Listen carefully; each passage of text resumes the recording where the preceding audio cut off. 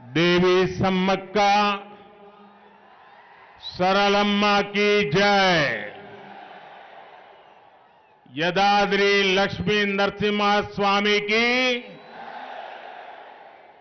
सकल जनसभा को వచ్చిన తెలంగాణ బంధువులు కూడా శుభాకాంక్షలు। तेलंगाना की इस महान धरती को मैं आदरपूर्वक नमन करता हूं। ऐसा लग रहा है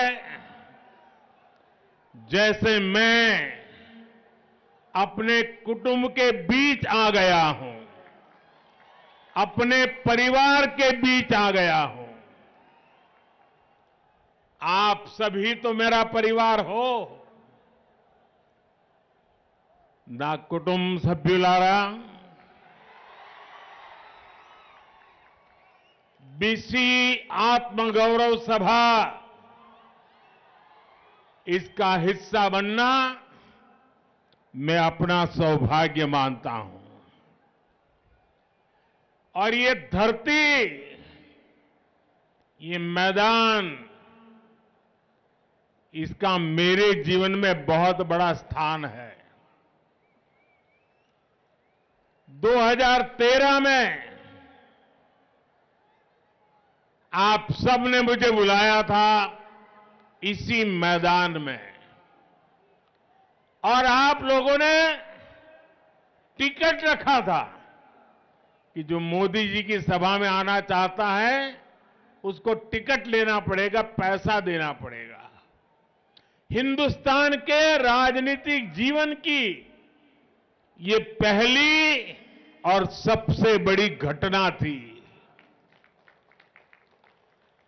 और पूरे विश्व में खबर फैल गई, हिंदुस्तान के जन जन में पहुंच गई, और एक प्रकार से इसी मैदान में मोदी को प्रधानमंत्री बनाने की पक्की नींव रखने का काम हैदराबाद ने, इसी मैदान ने, आप लोगों ने किया था। और मैं आज विश्वास से कहता हूं, जिस मैदान से मिले आशीर्वाद,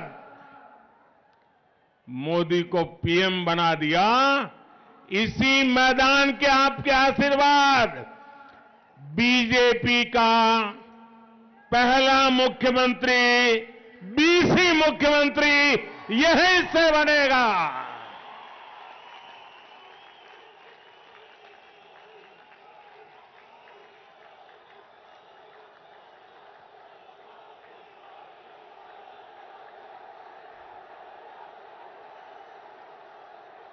मंच पर मेरे साथ पवन है,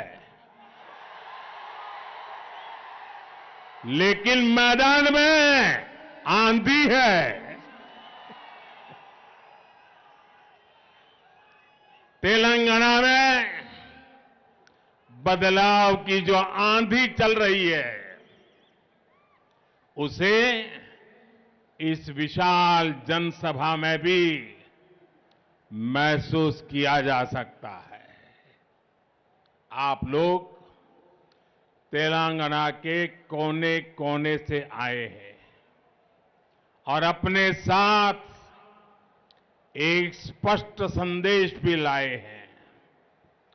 तेलंगाना का विश्वास अब बीजेपी पर है। हमारे बीसी साथी हो, गरीब हो, दलित हो, एसटी एससी भाई बहन हो, सभी ने तेलंगाना में परिवर्तन का मन बना लिया है। पिछले 9 वर्षों से यहां तेलंगाना में विकास विरोधी, बीसी विरोधी, एससी एसटी विरोधी सरकार है। इस 30 नवंबर को आप लोगों के पास तेलंगाना की बीसी विरोधी सरकार को उखाड़ फेंकने का बेहतरीन अवसर है। अब तेलंगाना में कमल ही कमल खिले, ये आपको सुनिश्चित करना है। నా కుటుంబ సభ్యులారా,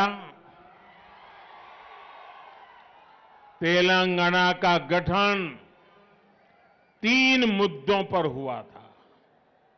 पानी, पैसा और रोजगार।